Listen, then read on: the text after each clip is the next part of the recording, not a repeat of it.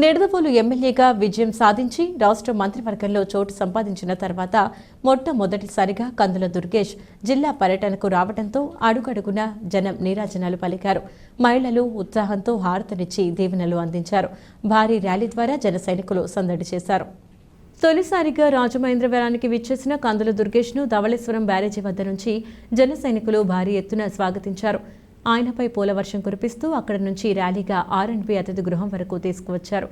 హోరున వర్షం పడుతున్నా లెక్క చేయకుండా దుర్గేష్కు స్వాగతం పలికేందుకు నాయకులు కార్యకర్తలు బారులు తీరారు. మంత్రి కందుల దుర్గేష్ తన సొంత నియోజకవర్గం నిడదవోలు నుంచి ఊరేగింపుగా విద్యేశ్వరం కాటన్ బ్యారేజీ మీదుగా బ్రిడ్జి మీదుగా ధవళేశ్వరం చేరుకుని అక్కడి నుంచి ఊరేగింపుగా రాజమండ్రి చేరుకున్నారు. రాజమహేంద్రవరం ఆల్కట్ తోట, కోటిపల్లి బస్టాండ్, డీలక్స్ సెంటర్, తాడి తోట, చర్చ్ సెంటర్, నందం గన్నిరాజు సెంటర్ తదితర ప్రాంతాల్లో స్థానిక ప్రజాప్రతినిధులు మంత్రి కందుల దుర్గేష్కు ఘన స్వాగతం పలికారు. కనకాల రాజా భారీ గజమాలతో కందుల దుర్గేష్ను సత్కరించారు. జనసేన సిటీ ఇన్ఛార్జ్ అనుశ్రీ సత్యనారాయణ తదితరులు కోటిపల్లి బస్టాండ్ వద్ద కందులను కలిసి శుభాకాంక్షలు తెలిపారు. భారీగా బైకులను ఆయన ర్యాలీగా స్వాగతించారు. అడుగడుగున ఆయనకు జనం నీరాజనాలు చేపట్టారు.